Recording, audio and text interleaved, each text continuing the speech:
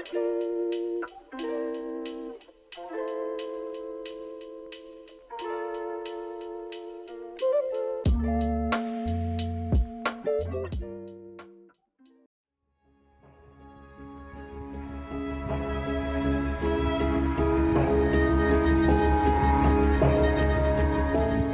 should the working class pay the cost of the capitalist crisis?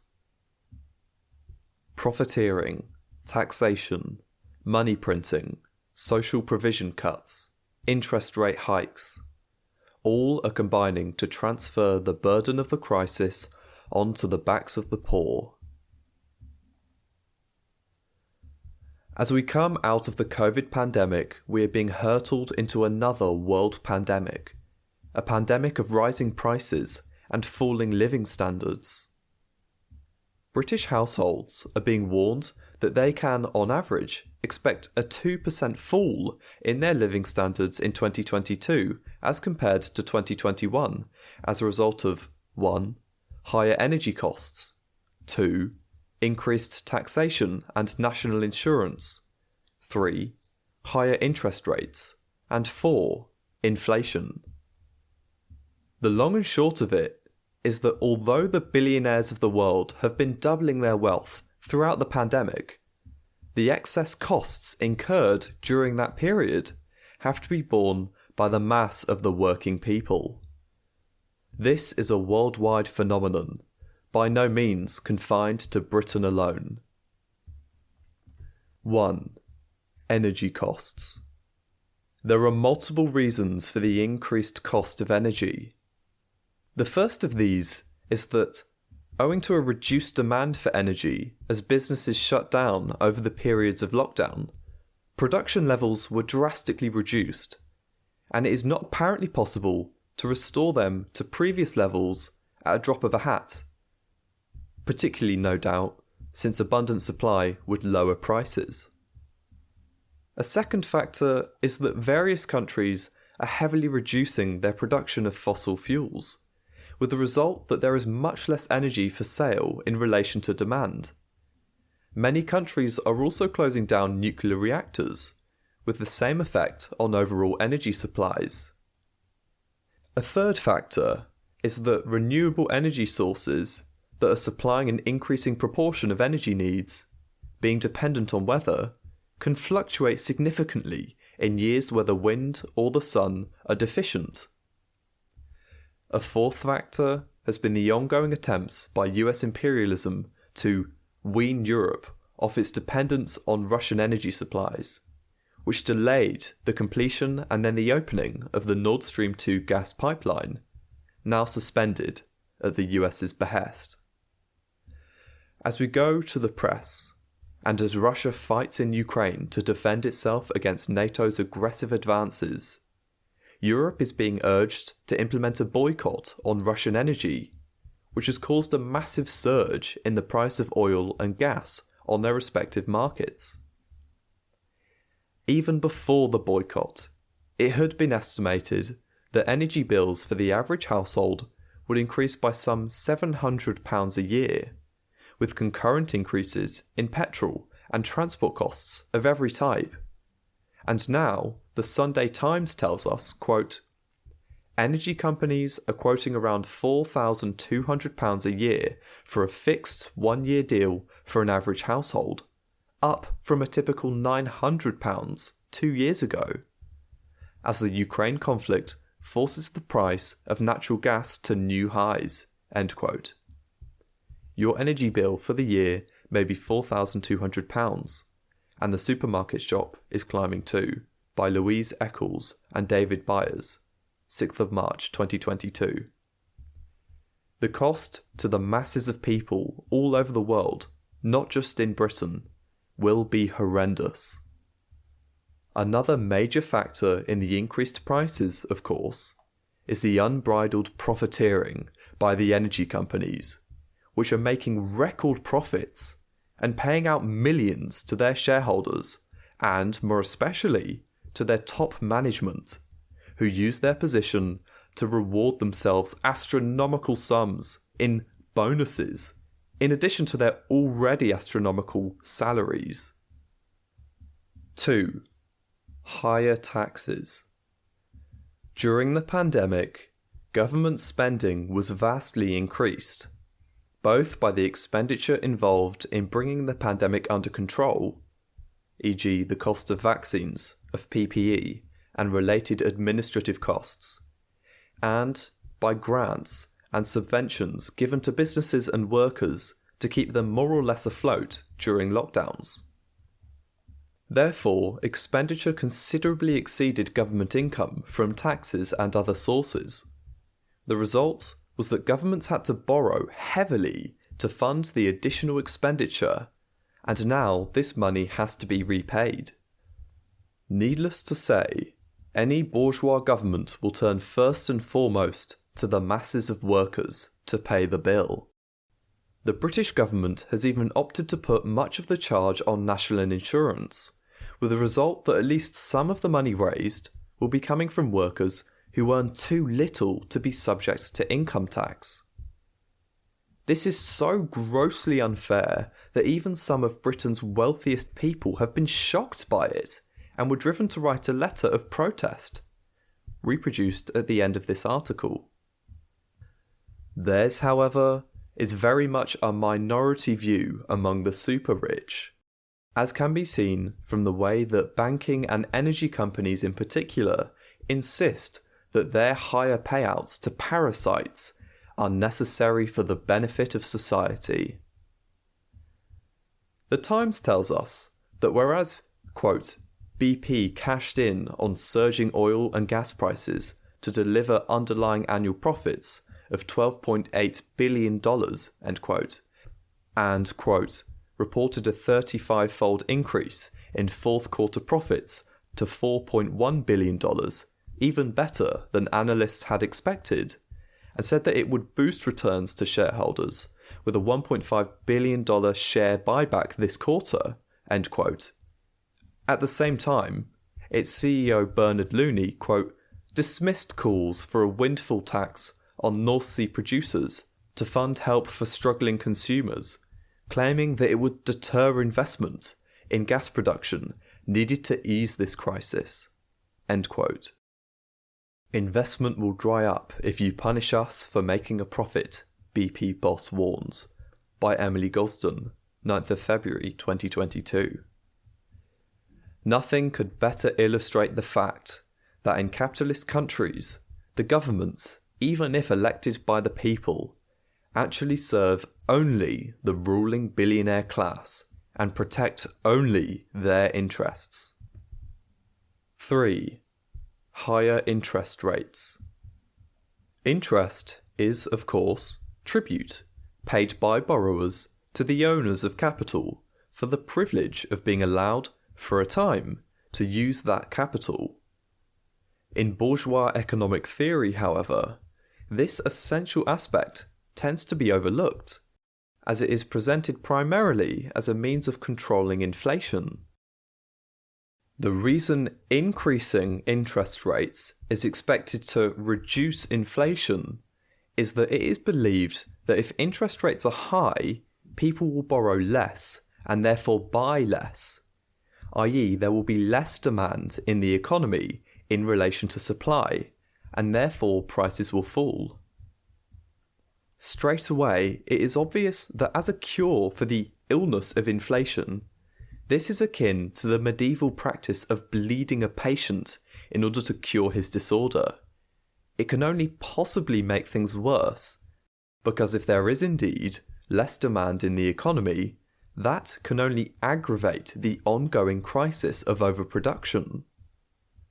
Moreover, in the present circumstances, it turns out that over the last couple of years, there has been very little private borrowing, notwithstanding low interest rates.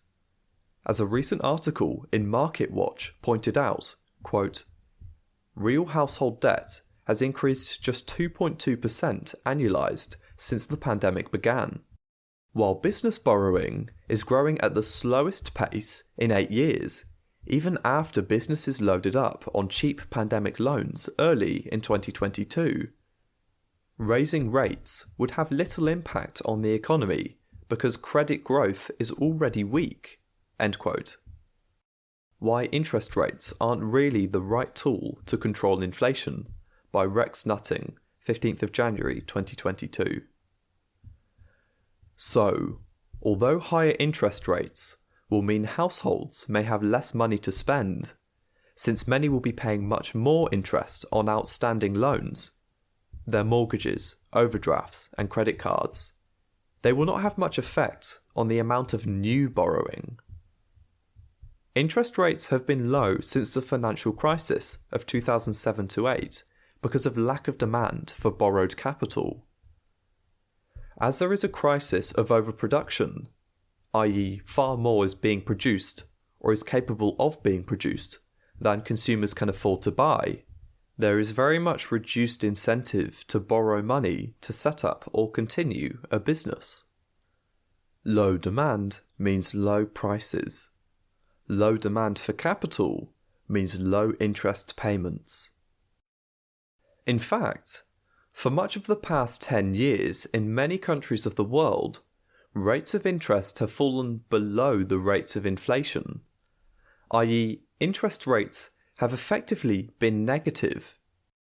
It is therefore impossible to see how on earth increasing interest rates could possibly have any kind of beneficial effect on the economy. It will probably reduce share prices for the benefit of asset-stripping vulture capitalists. Sorry, venture capitalists. But that's about it. It will also increase the liabilities of governments all over the world who have borrowed for whatever purpose and who will look to taxpayers to make good the repayments and higher interest. 4. Inflation. It is common to conflate higher prices with inflation, but they are not necessarily the same thing.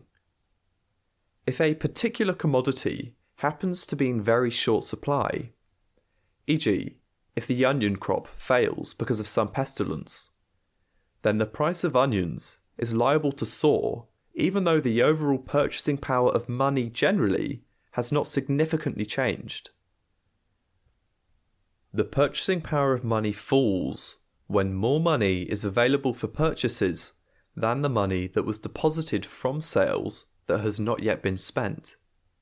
Clearly, the money deposited from sales that has not yet been spent is a finite amount, even if that amount is very difficult to measure as it is constantly shifting. Each deposit of money is measured in units, pounds, shillings, pence, for example, that represent a definite proportion of the total deposits. The idea being that the units deposited are exchangeable at some later date for things of equivalent price. The expectation being that this price will be more or less unchanged from what it would be if the purchase was effected immediately, rather than being deferred to the future. If, therefore, the total amount of prices deposited and unspent amounts to X, each unit equals 1 divided by X. But if the number of units has been increased by excess money printing, let us say, for the sake of simplicity, by 2%, without X having increased, the purchasing power of each unit will now be 1 over X plus, in brackets, 2X divided by 100. By way of illustration, if we arbitrarily assign the number 1000 to X, then increasing the money supply by 2% over and above net deposits, and apply this figure to the above equation, we will be able to say that each unit now equals 1 over 1000 plus 20, or 1 over 1020. Obviously, 1 is going to be worth less if divided among 1020 than if it is divided among only 1000. In this way, the depositors, be they rich or poor, have surreptitiously been robbed.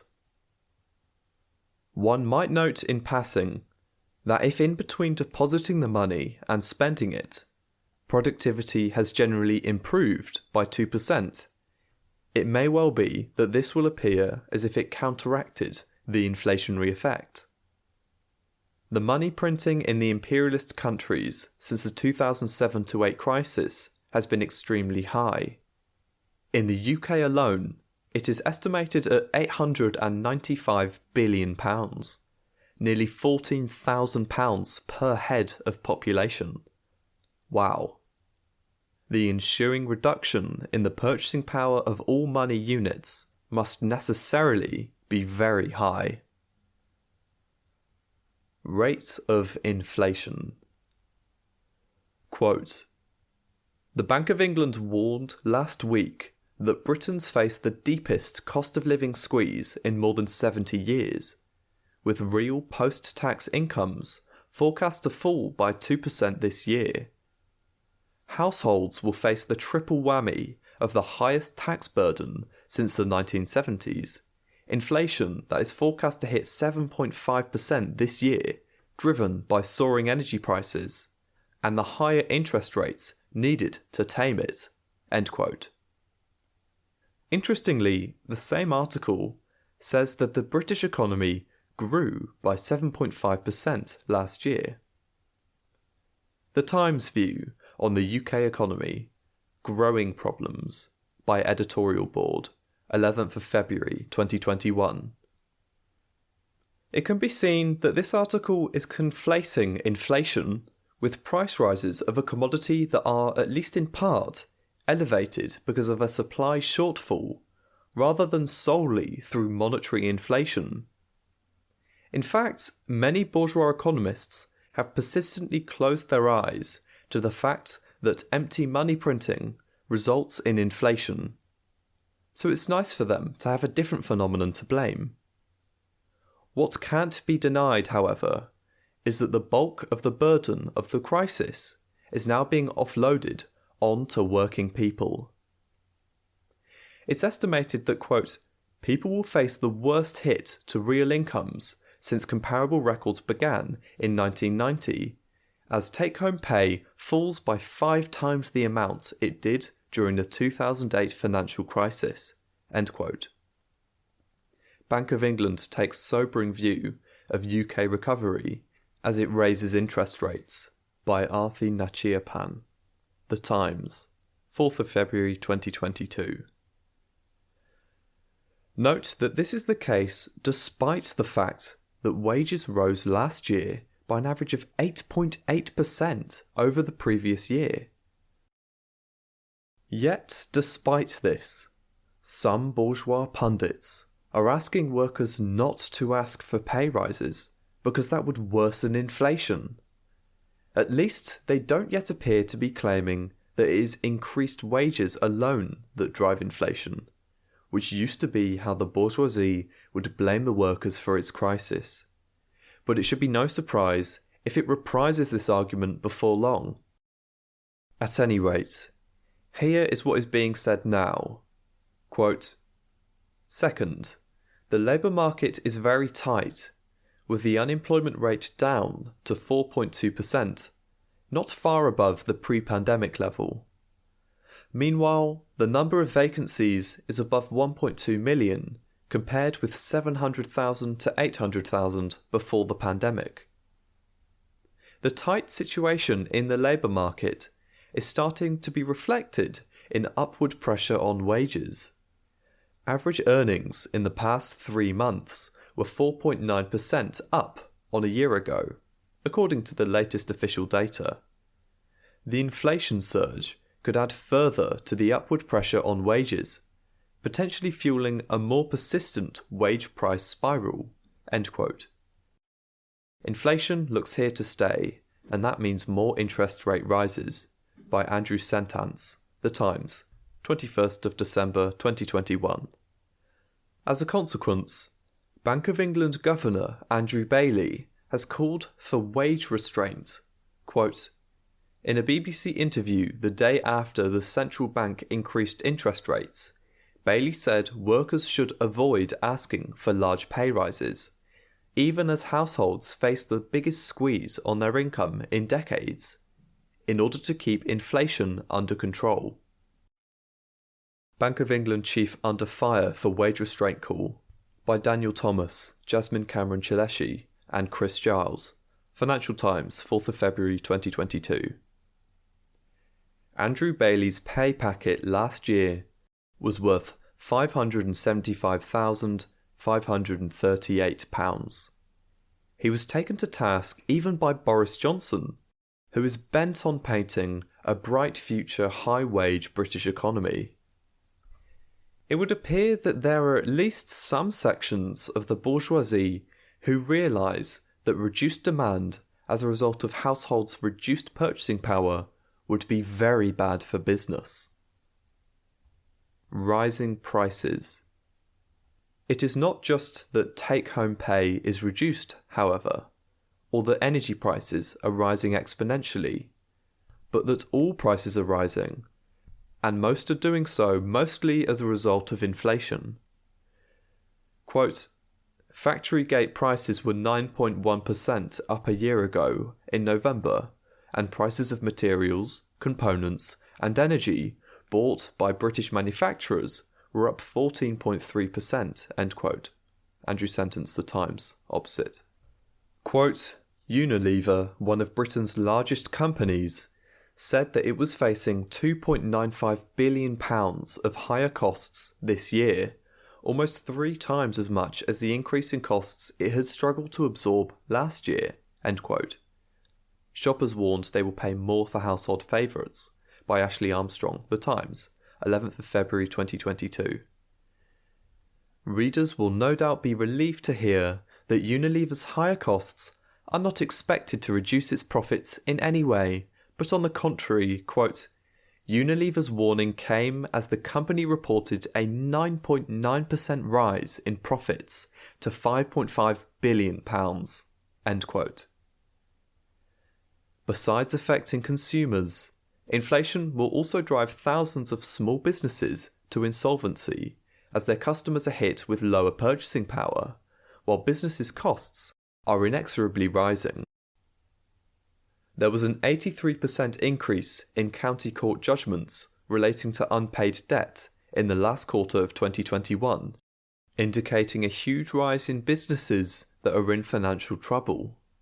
Currently, it is said that nearly 600,000 businesses in the UK are showing signs of distress, with support services, construction, and property the worst affected sectors. As they are driven out of business, their staff lose jobs and their suppliers lose customers, putting those suppliers in turn under greater financial stress. Unemployment. All this is bound to lead to greater unemployment and thus greater losses of overall household income. At the moment, it is being claimed that unemployment stands at less than 4%, though the percentage of the working age population that is in employment is only 75.5%, and youth unemployment is 11%. Yet supposedly there are 1.2 million vacancies up for the taking. The problem is, however, that the vacancies require either workers with skills who aren't available, because Britain, rather than bearing the cost of training people, has been relying on importing skilled labour from abroad, and a large proportion of that skilled labour went home during the pandemic, or low-skilled workers who are infinitely flexible, having either no families or no families in this country, and who can therefore put up with the meanest living conditions in order to work in areas where family housing costs more than unskilled worker families could possibly afford. The policy of phasing out council housing has created this problem. So despite the apparent availability of jobs, unemployment will increase, and is indeed, quote, forecast to go back up to 5% late this year, as rising energy prices hit household budgets and suppress demand, reducing the need for as many workers, end quote. Arthi Nachirpan, The Times, opposite. No solutions under capitalism. Such an economic shambles is unavoidable in a capitalist economy. There is no point saying it's the Tory government, since a like shambles are affecting all the imperialist countries, however wealthy. In a socialist economy, all surpluses produced over and above what the population uses for its everyday needs belong to the state, which uses them either to create the infrastructure needed to expand production, or, if an emergency arises, to take whatever measures are necessary to deal with it. The money needed for such emergencies is not borrowed, and there is no interest to pay. There is no need to print money to cover emergencies, no need to raid people's savings, and no inflation. In actual fact, there are fewer emergencies, since capitalism's recurring crises of overproduction cannot occur if it is central planning for the satisfaction of needs rather than the profit of the few that is the motivator of production. As it is, workers living under capitalism are all too often faced with the choice of heating or eating, even in rich imperialist countries. In other countries, there is often not even that choice, with both heating and eating being out of reach for millions. Getting rid of capitalism in the face of the fierce resistance of the well-off will be far from easy and will involve huge sacrifices on the part of the working class. But this is the price that has to be paid if humanity is to progress out of an era of mass poverty, war, and planetary degradation. Millionaire's letter to the Times. In their article justifying the rise of national insurance, Boris Johnson and Rishi Sunak said, quote, "We have always supported people through the pandemic," end quote. As a group of wealthy people, we agree. They have certainly supported us.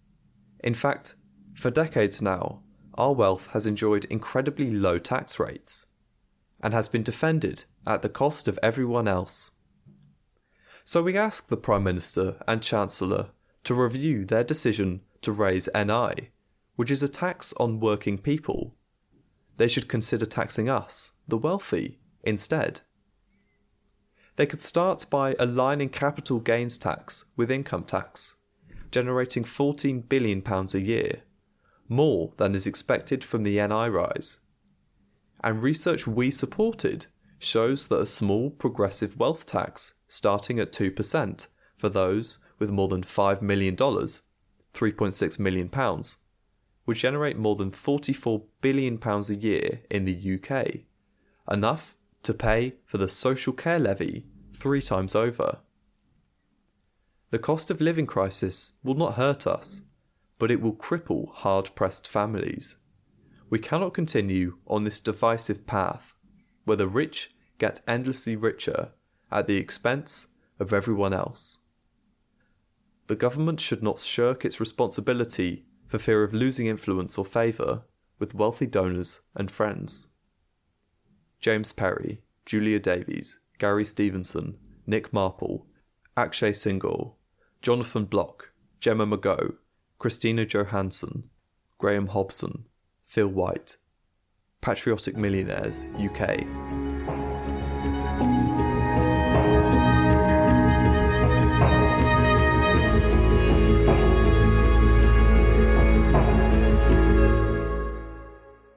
Thanks for listening to Proletarian Radio. We aim to bring you the best Marxist analysis on current affairs, revolutionary history, and theory. Do like, comment, subscribe, and share our content to help us reach the widest possible audience. We are a small organization with limited resources, and we need workers' support if we are to grow and fulfill our mission. If you are able to make a one-off or regular donation, no matter how small, please visit our website at thecommunists.org and register as a supporter. As a supporter. As a supporter. As a supporter.